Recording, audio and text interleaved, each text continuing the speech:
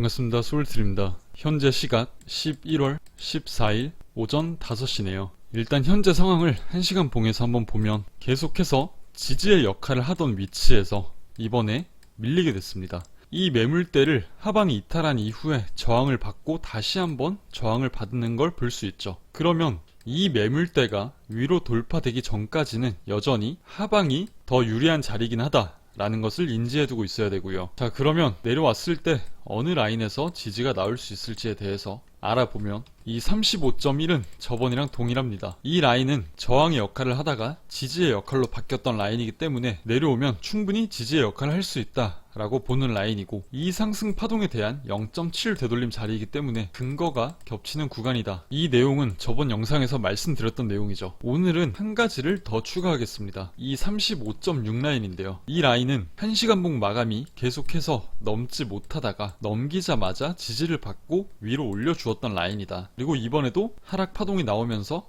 지지가 나왔죠. 그래서 매물대 관점으로 봤을 때 내려오면 충분한 지지를 기대할 수 있는 구간이고, 이 상승에 대한 0.618 되돌림 구간이다. 그리고 한 가지를 더하면 이런 배 패턴의 반전 구역까지 겹쳐져 있어요. 그래서 캔들이 내려와서 이 라인을 테스트하고 올라갈 수 있는 자리가 될 수 있겠죠. 그래서 저는 현재 이 35.1과 35.6에서 매수를 대기를 하고 있습니다. 캔들이 내려왔을 때 어디서 매수세가 들어오느냐를 찾아봐야겠죠. 이 매수세를 찾는 방법은 흔히 말하는 이런 반전형 캔들, 이런 반전형 캔들이 생성되는지를 유심히 볼 거고요. 이 라인에서 형성이 되든 이 라인에서 형성이 되든 이런 캔들이 나와 주어야지 매수를 진입할 예정입니다. 자, 그럼 떨어졌을 때 어디서 매수를 할 수 있을지는 알아봤어요. 그러면 이 떨어지는 관점이 폐기가 되는 라인은 어디일지에 대해서도 알아봐야겠죠. 자, 일단 첫 번째로 저항을 받을 수 있는 구역은 이 라인이 확실합니다. 계속해서 지지의 역할을 했기 때문에 이 라인이 밀리게 되면 저항의 역할을 하죠. 그럼 이 구간을 위로 다시 들어 올리면 하방을 보는 입장에서는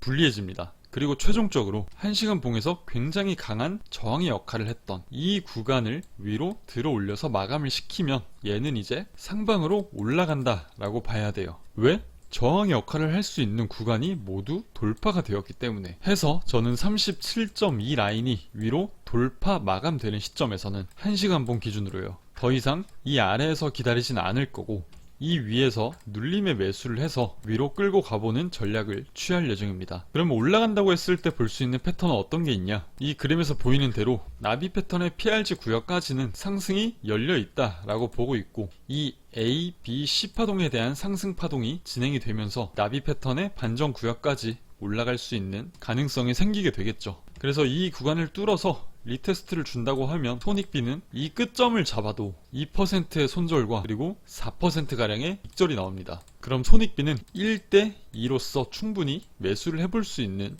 자리가 될 수 있겠죠. 현재 이 내려온 파동이 1대1의 위치에 정확히 걸려 있어요. 그래서 이 상방에 대한 관점도 어느 정도는 생각을 해 두어야 되기 때문에 이렇게 말씀드린 거고, 지금 보시면 이런 확장 툴을 이용해서 찍게 됐을 때 1대1 값에 정확히 반전을 맞고 캔들이 나오고 있는 상태라서 이러한 관점도 말씀드립니다. 그래서 이 구역을 뚫고 리테스트를 준다고 하면 매수를 받아보는 전략을 취해보면 좋을 것 같고요. 마지막으로 이런 상승 추세가 유지되기 위해서 무조건 지켜줘야 될 자리에 대해서 말씀을 드릴게요. 일단 결론부터 말씀드리면 이 34,120이 뚫리게 되면 더 이상 상승 관점을 보는 것은 무리일 것 같고요. 그 이유는 저점을 계속해서 올렸습니다. 그리고 고점을 계속해서 올려줬죠. 근데 이 파동이 내려와서 이 라인을 아래로 이탈시키는 순간 저점은 낮아지죠. 그럼 올라가더라도 고점 또한 낮아질 확률이 굉장히 높아져요. 그럼 이 라인이 이탈되면 이런 하락 파동이 진행이 될 수 있겠죠. 그래서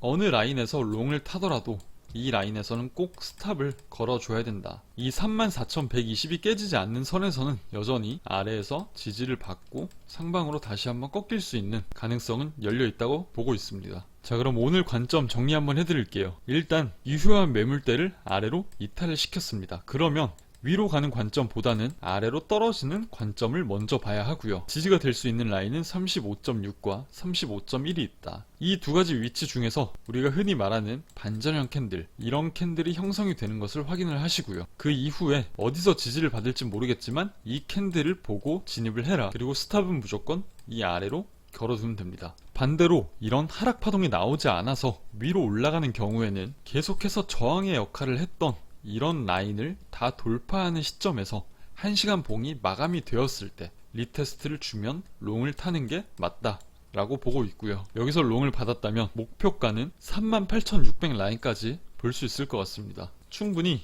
이 위치에서 롱을 받던